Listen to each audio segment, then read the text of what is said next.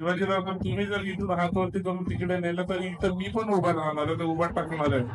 तर माझ्या पाठीमागे कोण उभा राहतील हा पण सुद्धा प्रश्न आहे. आता आयोलीमध्ये जर एवढी मंदिरे उभं राहतात त्याच्यामध्ये 90% मंदिराचा विजय चौगुले उभा करतो आणि त्याच्या कोणाला काही सांगायची काय गरज पडलेली नाही. कोल्हापूरवाले कधी आले आणि कधी पण बोलले नाही की साहेब आम्हाला आंबाबाईचं मंदिर उभा करून द्या, ज्योतिबाचं मंदिर उभा करून द्या. कधी कोणी मला बोलले नाही. कोल्हापूरवाले पण येतात माझ्याकडे, काही आता ही मंडळ आहे, दुसरं पण मंडळ येतात माझ्याशी चर्चा करतात, बोलतात.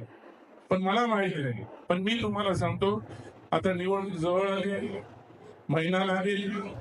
महिन्यामध्ये आता मी तर ठाम निर्णय घेतलेला आहे, महाराज जसं तू अपक्ष उभा राहणार तसं मी सुद्धा अपक्ष उभा राहायला घाबरणार नाही. उद्या मागचं काय बघूया, कारण लोक आपल्या पाठीशी आहे.